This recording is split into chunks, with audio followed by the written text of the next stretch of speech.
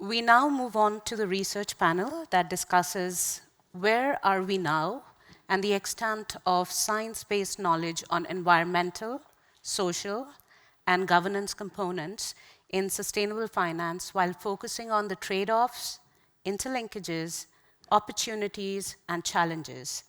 The panel moderator is Dr. Emma Hillstrom, co-director of Sustainable Finance Initiative at Mistra Center for Sustainable Markets, MISA. She conducts research on sustainable finance and ESG investment, mainly from a management and organization perspective. Emma. Thank you so much.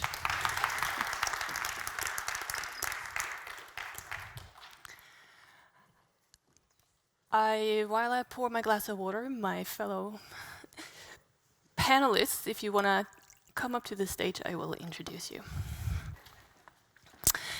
First of all, thank you so much for giving us the opportunity, maybe if you are over there, I will stay over here, to talk about ESG from a science perspective.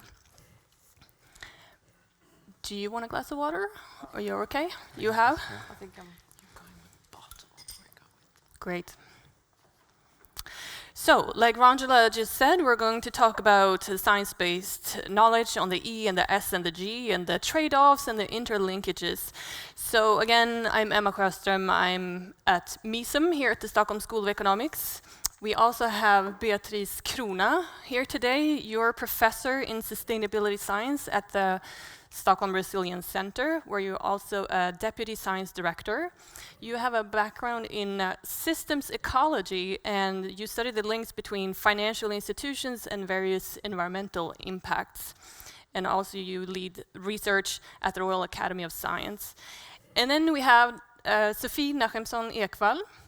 You're here as a researcher here at the SSE, at the Center for Sustainability Research, and you're interested in the forming of a market for Swedish social financing and social sustainability, corporate governance in the modern capital market, long-termism, an inclusive market economy, cooperatives and communication. So you have a lot on your plate.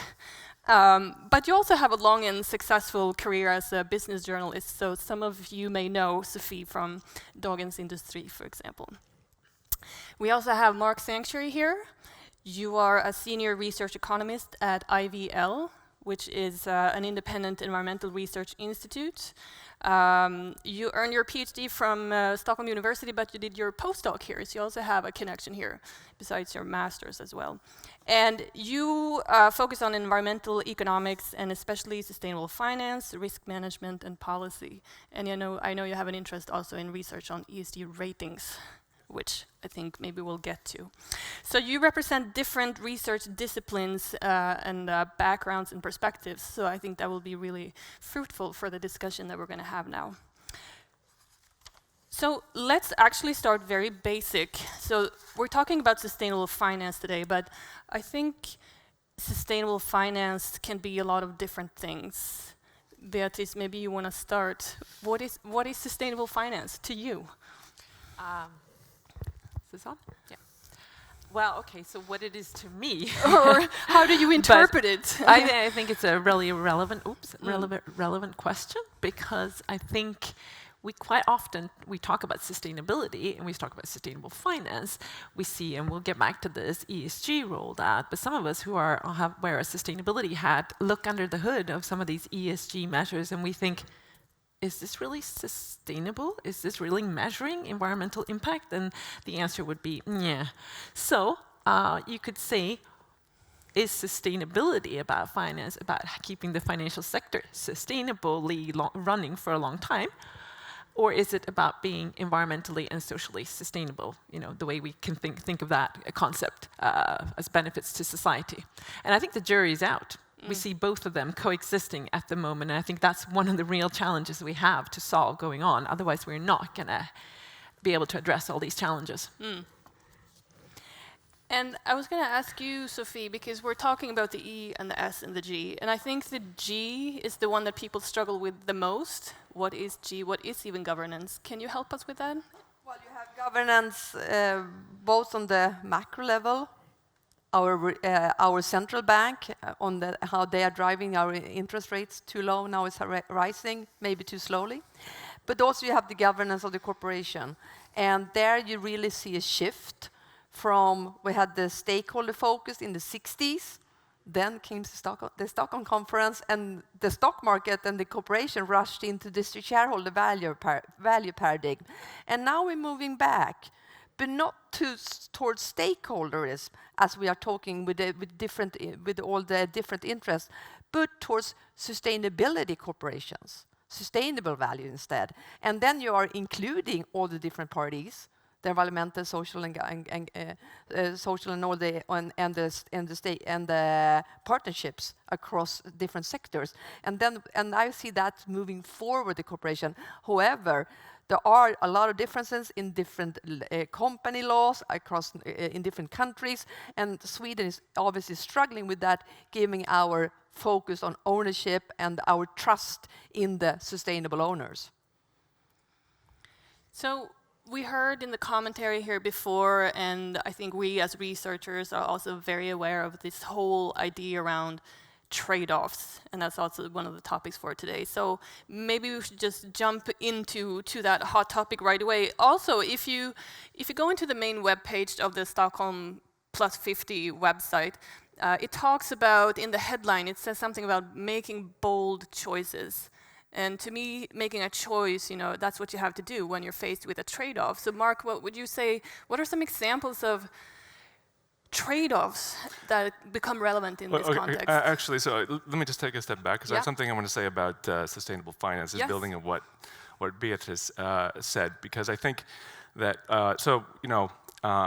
ideally, what we would want from sustainable finance is, investments that actually contribute to some social objective, that take us to some place that we have, some common objective. But that kind of investment, like distinguishing between what is sustainable and not, is often very difficult. Which is going to tie into the trade-offs that I'm going to get to. So in practice, distinguishing what a sustainable investment is, if you think about contributing to societal objectives versus a sort of an unsustainable investment, is often very difficult to do. Okay, so I think that's a really important point, because it kind of goes to some of the fundamental challenges with sustainable finance that we're facing. Now, on trade-offs, when it comes to ES and G, something that is absolutely essential here is that, E, S, and G, they're super interlinked, right? They're interlinked not only with each other, but also with a whole bunch of stuff going on in society, markets, and culture, and so forth. So understanding how E, S, and G and the other stuff is all linked together is super important for understanding what trade-offs you face, all right? And a lot of research has actually, on E, S, and G, has taken a look at trying to identify what is it that's driving ESG performance in companies, right? So what distinguishes a good company from a bad company? And one thing that jumps out, actually, is that something that predicts, that causes better ESG performance are the company's ownership. Like, how is it? Who owns it? Who sits on the board? Who's the CEO? What's your shareholder agreement look like, right? And these are governance issues. So one of the things that comes out of the ESG research literature is that it's actually the G that's driving the E and the S in the ES and G. Another thing, which is super important, that we see in research that really jumps out, is that probably the most important predictor of ESG performance is actually just where your company is located, right? So if you've got your headquarters in a wealthy country with civil liberty protection and progressive social programs, well, then your company probably has a very good ESG performance, right? So these kinds of interlinkages and understanding the direction of these interlinkages is super important for designing your investment strategy so that it can achieve the objectives that you have But unfortunately, a lot of the research that's out there is based too much on correlation, which is very dangerous because you can end up going in the wrong direction and designing investment strategy which is based on correlation, which takes you actually further away from where we want to go. Do you want to respond to that? Or do you have your own thoughts on trade-offs? I do have my own thoughts on trade-offs, but just to link on to Mark first, what he says, because I totally agree with that, and I would just add that, you know, as he was pointing out, like this correlate, like when we talk about investing currently in the system that we have at the moment in sustainable companies, we have to ask the question. I guess I'm just reading between the line of what he said, that are we investing in them because they're big and they happen to be located in a country like Sweden? Or is it because they're truly sustainable and are truly taking action to become sustainable? And often it's not. It's just that the E just happens to follow along with the good G measurement. It also has to do with the fact that ESG rankings, and maybe we'll get to that, and many of you in the room probably already know, but it suffers from two major flaws as I see it. One is that we all know that it's a huge divergence. So it's just a plethora of different ESG metrics out there, and they're not correlated at all. That's a problem when you're going to try and measure something, because you can just pick and choose the one that kind of happens to rank your company the best or whatever you want. The other problem is that they lack accuracy, and we'll get back to that. And accuracy is about the data and what you're actually measuring. But in response to your question, I prepared sort of, because this is where I can speak the most.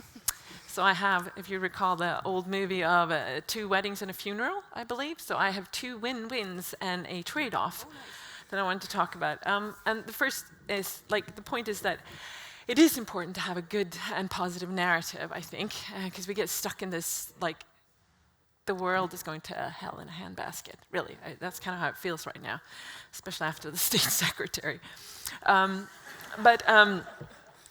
left, I think so. But the point is that I think we can talk about win-wins, so we mustn't get stuck on these lock-ins, and these are all trade-offs and conflicts. I'll give 2 examples. The first one is that, you know, we look at trade-offs between the environmental and the social. Yes, there will be trade-offs, but there are also possibilities for win-wins.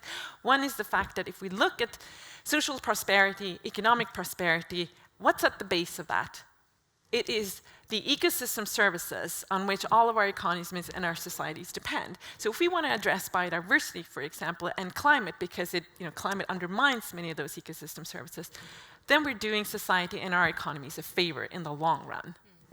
But it just doesn't matter where, like at what level you're looking at these problems. Same thing for the other one. We talk about environment trade-offs. There are those, and I'll get to that in my funeral, but the point is, like, people talk about trade-offs between climate and biodiversity. And yes, there are going to be many of those. But there's also, sometimes it's just a lack of lifting your eyes high enough. So to give you an example, we can sometimes talk about the trade-offs because it's a simplistic solution, say like, oh, we'll have negative effects on biodiversity or negative spillover effects when we do climate low-carbon solutions because, for example, if we roll out large investments in biofuel plantations, that's going to have very negative impacts on biodiversity. Yeah, or if we look at the forest, but if we look at the forest, for example, is a good example. It doesn't have to be a trade-off because if you talk about the forest sector, you'll often hear like, no, we need to clear cut because we need to get the bulk. And clear cutting, then we'll plant trees, the trees will grow up and they will suck up the carbon. And that's kind of the reasoning. I'm being very simplistic and categorical here, so bear with me. But it's kind of the debate you're hearing. The problem with that is that it's true to a point. We want them to suck up carbon, and yes, but the thing is that that's about bulk.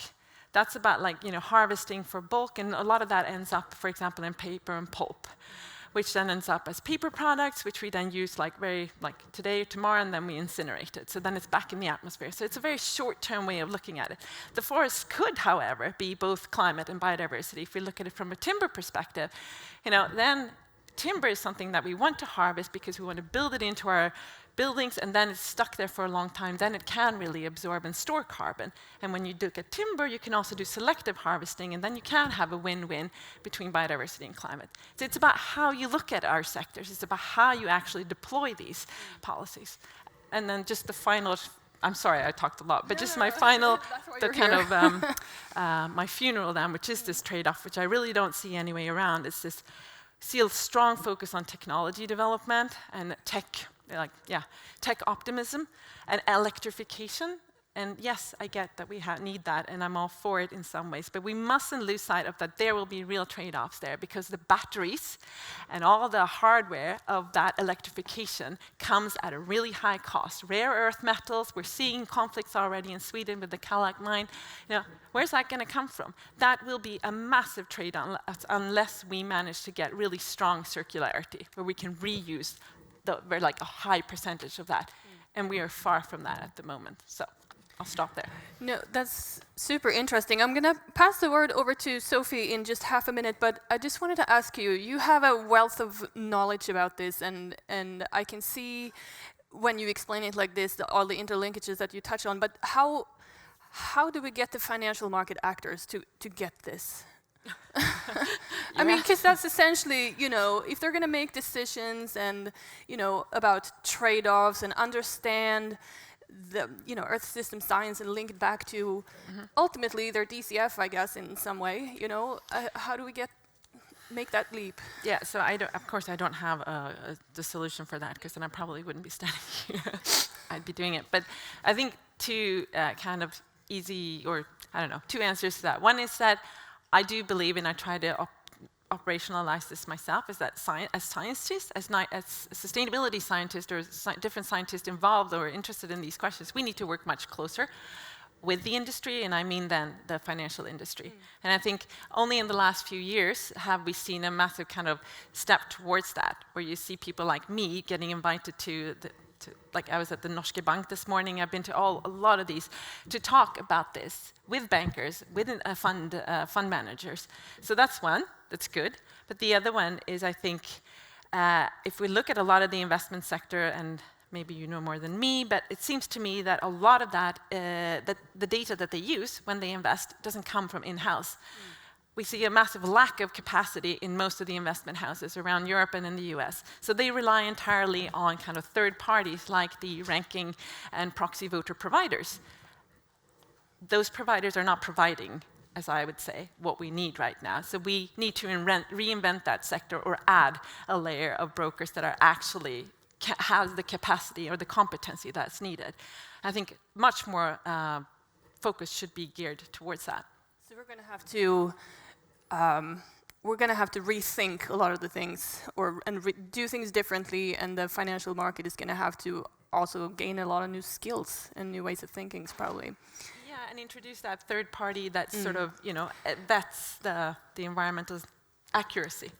I'm going to pass it over to you, because I know you're keen to also react on the discussion. Trade-offs are important, but I would rather see the new opportunities that are being offered when we look in, for example, on the social ESGs. They're half of the global goals, but we seem to just say, okay, we have the basics now: human rights, anti-slavery acts, gender, living wage. That is coming, and that is the basic for the environmental sustainability to develop. Because if we don't have democracy, if we don't have the people with us, nothing's going to happen anyhow. But what is so interesting now is that we're moving beyond that. We're talking about impact. We're talking about positive impact. And if you look, for example, on the financial market, you often end up in the equity side, where you can be an activist or something like that. But you have the bond side, you have the green bonds. The bond market is $130 trillion. It's twice as large as the equity side. And even more important, the bonds are always go to maturity after 5 or 7 or 3 years, which means that after 5 years, you have to deliver. If you are committed on a green goal, deliver it, or otherwise we want to buy your bond again. But you can scream on a annual general meeting. Nobody's listening to you. But also now it's becoming popular to add social goals on the bonds. Like we can have in the Swedish suburbs, we have a lot of renovation needed, and people have to be able to afford to live in the new renovated apartments. Those sort of goals. We allow people to we renovate in a way that people can still afford the rent and other social issues. You have the bank, you have financial inclusion, you have gender financing, you have health issues, and that will be on the large bond stand. But you also have a small markets that's emerging on outcome finance, but you actually finance if the boys get grades in the high school, or if you got unemployed marginalized group on the labor market. So there is a lot of new creativity coming up here. And talking about the windmills, imagine corporate windmills, where all the community, the local community, are the owners on the windmills. If they own and get some shared payback right in the pocket, as you do as a member in a cooperative, I bet you we will see a lot of more windmills across the Swedish coastline or in the forest. So there is a lot. We have to think more in collaboration in different organizational perspectives and collaborating across different categories in a way which we haven't done before. Mark. Hello? Yes. All right. So just a very brief point on trade-offs. I think hearing what the State Secretary said really, it really resonated with me because, a lot of the sustainable investment is often framed in terms of win-win and that kind of thing. And we should keep those in mind. I mean, they're super important. It's gonna play an important role in decisions that we make. But there are trade-offs, and I think the State Secretary's job would be much easier if there weren't these kinds of trade-offs. There's going to be winners and losers, right? So, sustainable finance is going to, and it should, impose a massive reallocation or help a massive reallocation of resources in society, right? We're going to be we're talking about a transition where there's going to be winners and there's going to be new opportunities, and there's going to be losers. That's the way it has to be, right? The challenge that we're facing and what ESG regime, if you want to call it that, is trying to support is to help investors choose the winners, but it's not there yet, right? I mean, we're not even close to the kind of precision that we need from these types of tools in order to identify who the winners are going to be. And it's a very difficult thing to identify who's going to win from this. I mean, when you're talking about all these sectors which are intertwined and connected, and you're trying to see how our policies and our investment decisions are going to move through these sectors and reallocate and help the transition, it's very difficult to predict how that's going to go. And that's a challenge that investors are going to have to deal with, so they don't get caught with their pants down. We have 2 minutes to go, so I'm just going to ask one closing question that I want you all to address, and that is, since we are talking about the +50, and as researchers, I think we're very good at trying to look into the future and see how things can be better. What is one thing that either wearing your research hat either worries you or excites you about the next 50 years? You can start. Lack of transparency and therefore lack of data. Without that in the supply chains, you will never be able to do the analysis that we need. You'll never get the kind of metrics that we want, that we need to measure progress. And yeah, you can't see what's going on, and that's really worrisome. And at the moment, there's no data. It's all proprietary. And as researchers, we're really operating in the blind. Thank you. And Mark? So I agree with Beatrice, especially if I were to put my finger on it, the rating, ESG rating sector, that's something that really has to be cleaned up and made to work better. Transparency and verification, that's necessary, but it's not enough, right? There's got to be a whole bunch of follow-up, a whole bunch of examination. I think that researchers can play an important role in assessing and evaluating different types of investment methodologies. And then another thing that, just on a positive note, I want to say, even though maybe I have a tendency to sound a bit down about this, but I am also super excited to be part of all this type of research, because I think there's a real potential that hasn't been unlocked yet to really make a difference in the way that financial decisions are made. One final thing that I really think is just one of my key messages here is that the causality versus the correlation is such an important thing to keep in mind, because if you don't, you're going to go down the garden path and end up where you don't want to be. Thank you. Sophie? And I'll go back to the social dimension and the importance that we support, that the governments support collaboration between the different NGO, civil society, public sector and private sector, and develop metrics so we can goal set the social part of the ESG goals also from a Nordic dimension, and invite the financial market. We need a Swedish social government bond, like we have a Swedish social green bond, a Swedish green bond already, and we need to get that working. And look towards the social taxonomy, the social pillar, the new sustainability due diligence directive that's coming, and bring that into the Swedish talk. Thank you. So I would advise you all to keep your eyes on the Sustainable Finance Lab, because it sounds like there could potentially be a lot of interesting research coming out of there, just based on the ideas that you have forwarded today. So thank you so much.